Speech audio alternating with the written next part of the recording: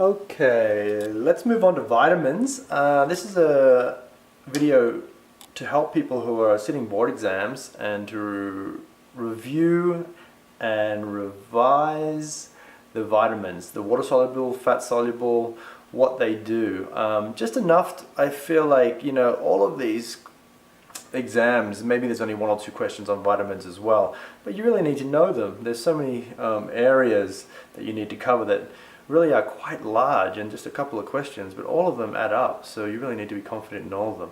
This is my strategy to make a dump sheet, not even necessarily write it out before the exam, just have it so well plugged into my mind that I can write it out at any time. I find it helpful. If I know that I've got plenty of time in the exam, I prefer to write them out beforehand.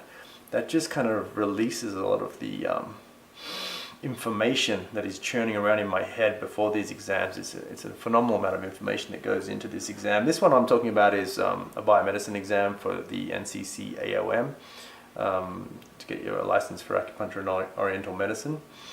Let's get into it. Vitamins. How do we remember that? Well, I think the easiest way to do it is one sheet of paper always, right? Vitamins. Summarize this information in one sheet. Thinking about the water-soluble vitamins, okay? So the water-soluble vitamins, what are we thinking? 1, 2, 3, 6, 9, 12, and C. 1, 2, 3, 6, 9, 12, C. It's a nice little pattern. 6, 9, 12, you can think Dow's numbers, right? 6, 9, 12, 3, it's multiples of 3. Alright, so what does that mean? B1, B2, B3, B6, B9, B12. B9 is a little bit of, it's folate or folic acid, but it's sometimes written in different ways. So let's write them out. B1, B2, B3, B6. I usually dump B12 here, just the way I write it, okay? And then folate, which you can think of as B9 actually, yeah, folic acid, right? So we know that folic acid.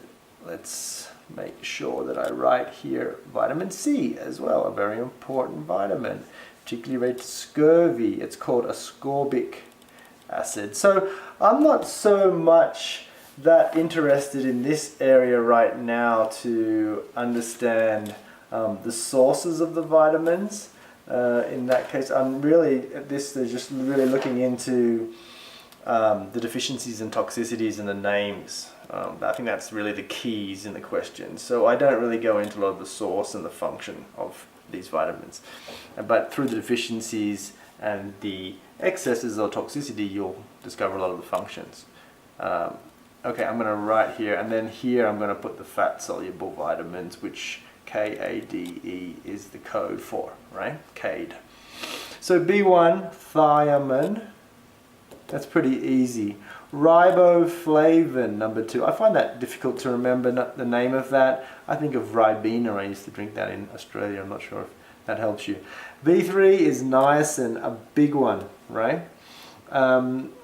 I go straight here to B12, cobalamin. That's not such an easy remain. I don't even know if you need to know folic acid or ascorbic. B6, I've never even seen a question on the name of it. Pyridoxine, right? Pyridoxine, right? Now these are the bigger keys. What's a thiamine deficiency? First you need to remember berry. How do you remember that? thiamine, B1, yeah? Think of the 1 as the I's there, berry. And Wernicke's, the syndrome, the inflammation in the brain, the things that can happen, particularly from alcohol overdose, and how B1 is related to that. Now, that's probably a little bit much for right now, so let's going into B2. I kind of just really put mouth sores. This is not really a big one. They really don't ask you a lot of questions on that as far as I know. Niacin, B3, pellagra. Now let's circle these kind of disease categories because they become the important ones. Think about dementia in niacin, and think, just put toxicity here, flushing. that does come up sometimes, or someone's got a niacin toxicity and they have flushing. Actually, people will take aspirin for that. I've seen that in the questions before as well, and using aspirin to reduce flushing with niacin toxicity and excesses. Anyhow, seizures, B6. Yeah, so think about nerve action, you remember? This is also anemia and things like that, of course. The thing about the toxicity of this, it gives you a peripheral neuropathy, okay? Probably won't be able to read that, just understand peripheral neuropathy.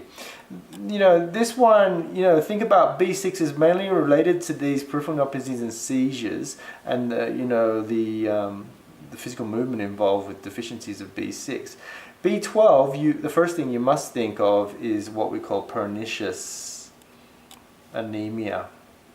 And remember, pernicious anemia, think macro, right? As opposed to, we're going to get into that a little bit later, iron deficiencies and micro pernicious. That's why they're called megablastic anemias, I think, as well, right? And you can get paresthesias, tingling, paresthesia, tingling of the arms and the extremities as well, okay? Pernicious anemia, macrocytic anemia, yeah, okay. Folic acid, okay, thinking about also anemia in the megablastic way, so we can put anemia here. We don't really need to do that. The big one to think about is folate. You take it during pregnancy for what? To stop dysfunctions in neural tube defect. Think folate. They always recommend to pregnant ladies. Oh, it's because it's for neural tube defects in the fetus growing, and if you don't have enough folate, you can easily get dysfunction of the development of the fetus, right? And of course, C, think about the sailors, scurvy. What happens if they are only eating biscuits on their boat, right? They get scurvy. Scurvy, pellagra, beriberi. The other big one is going to come down here, which is rickets, right? So CADE, I write it out in order, A, D, E, alphabetical order, I should say, right? A is retinol. Why? Because it's night blindness. Is a really blindness. What am I doing? Night blindness is the key symptom for vitamin A deficiency, right? Vitamin D, we said the big one, think about straight away, rickets, right?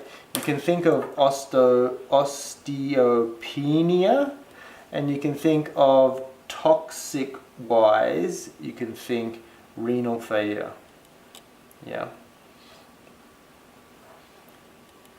And it's called cholecalciferol, right? E is called alpha. You don't even need the alpha. I just think of it like as tocopherol.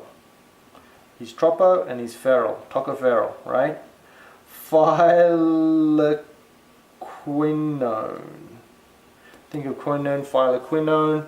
And so E, I would say the big key there is it happens more in developing countries. You don't see it commonly in the developed world, right? And the toxicity is a key one, which increases bleeding.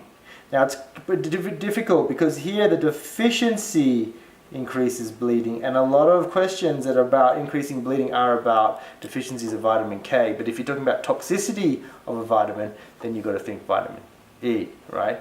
And this one is osteopenia.